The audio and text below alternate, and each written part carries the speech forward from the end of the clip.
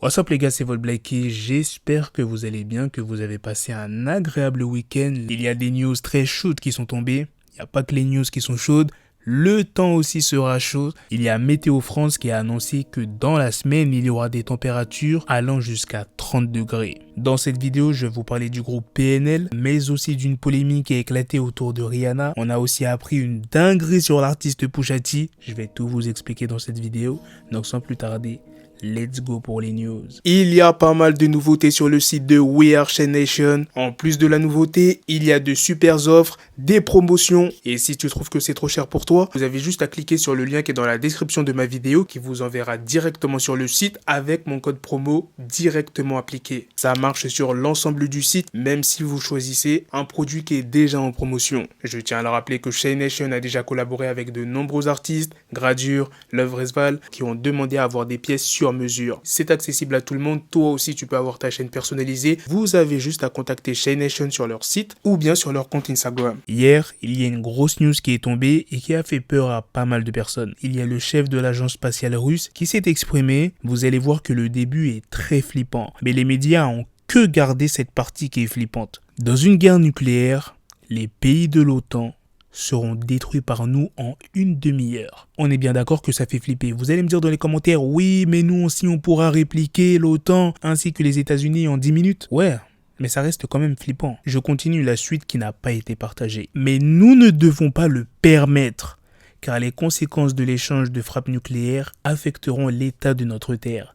Par conséquent, nous devrons vaincre cet ennemi économiquement et militairement plus puissant par des moyens militaires conventionnels. Une telle victoire est possible avec la pleine solidarité de tout le pays avec l'armée, avec la mobilisation de l'économie d'État, avec le transfert du complexe militaro-industriel et des secteurs industriels connexes de la Russie sur une base militaire.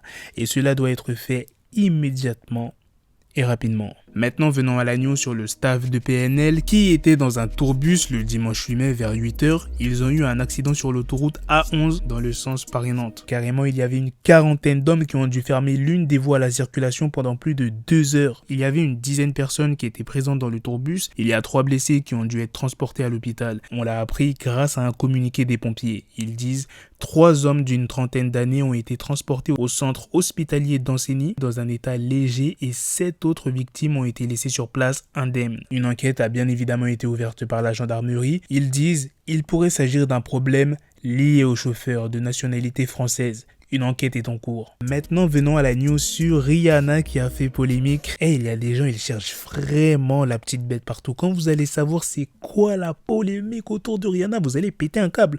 Bon, je peux comprendre que certaines personnes se sont inquiétés pour Rihanna. Mais il y en a, ils ont vraiment cherché la petite bête. C'est comme la polémique qu'il y a eu dernièrement autour de Kim Kardashian. Sur une de ses photos, on lui a pris la tête parce qu'on ne voyait pas son nombril, les gars. Les gens disaient, ouais, tu retouches tes photos, etc. Les gens, ils lui ont pris la tête de haut jusqu'à elle a dû réagir en story. Bref, restons sur Rihanna. La polémique qui a éclaté sur Rihanna, c'est à cause de cette vidéo.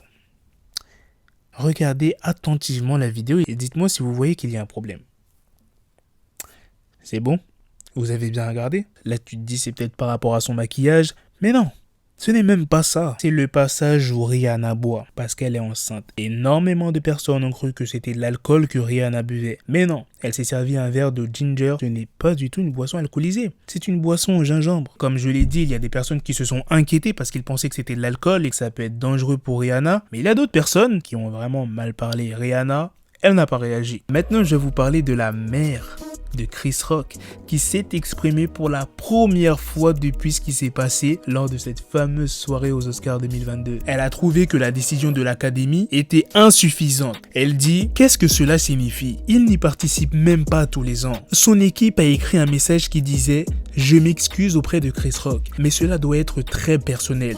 Il faut le faire soi-même, tendre la main. Si j'étais à la place de mon fils, je dirais à Will « Mais à quoi tu pensais, bon sang ? Tu m'as giflé, mais tellement de choses auraient pu se passer. Tu aurais vraiment pu être emmené avec des menottes au poignet. » La mère de Chris Rock estime également que Jada Pinkett Smith a sa part de responsabilité dans cette affaire. Tu n'as pas réfléchi et tu as réagi au fait que ta femme te regardait de travers. Tu t'es levé et tu l'as rendue heureuse parce qu'elle a ri quand c'est arrivé. Quand tu as frappé mon bébé, tu m'as frappé. Elle a affirmé que Will Smith n'avait pas contacté Chris Rock pour s'excuser personnellement et que ses excuses publiques n'étaient pas suffisantes. Je suis désolé, mais il ne s'est jamais excusé. Je veux dire que son équipe a écrit un message disant « Je m'excuse auprès de Chris Rock », mais vous voyez, c'est quelque chose qu'il faut faire en personne, vous comprenez? Quand il a giflé Chris, il nous a tous frappés. Il m'a vraiment frappé.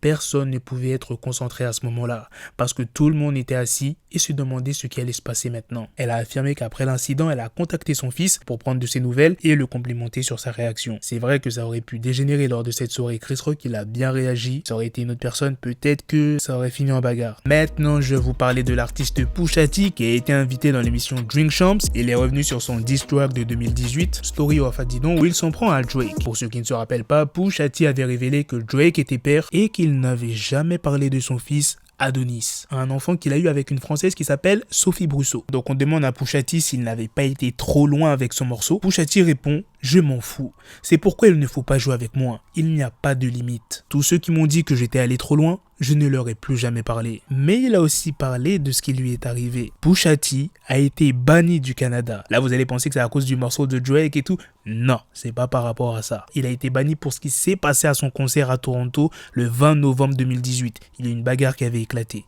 Il dit dans l'interview « Je suis interdit de séjour au Canada. Je ne peux pas retourner là-bas. Je n'ai pas le droit de retourner là-bas. » Plusieurs personnes lui ont jeté des projectiles et ont tenté de monter sur scène. Puis c'est là qu'une bagarre générale a éclaté. Il dit « Je suis allé à mon spectacle, il y avait des gens venus mettre le bordel au spectacle. » Il affirme qu'il n'a pas eu la possibilité de jouer le fameux diss track. « Je n'ai même pas pu le faire. Il y avait du monde et j'ai dû m'en aller. » Et plus tard dans l'interview, Pusha T a confirmé qu'il n'y allait pas avoir de réconciliation. Il dit « Il n'y a rien à réparer pour moi. J'ai tout fait. C'est fini. » Et la dernière news est sur la chanteuse R&B Jewel Payton, de son vrai nom Jewel Couples. Elle est décédée le vendredi 6 mai à 5h du matin. Il y a de cela moins de 2 mois, sur Instagram, Jewel avait confié être passée tout près de la mort et avoir été hospitalisée à plusieurs reprises pour se faire enlever plus de 3 litres d'un liquide qui s'était répandu dans son corps. Plus précisément dans son cœur, ses poumons et ses jambes. Mais pour l'instant, la cause officielle de son décès n'a pas encore été révélée. Pour ceux qui ne la connaissent pas, elle faisait partie du label Death-Row Records. Elle est décédée à l'âge de 53 ans. Voilà les gars, c'est la fin de cette news sur Jewel Payton.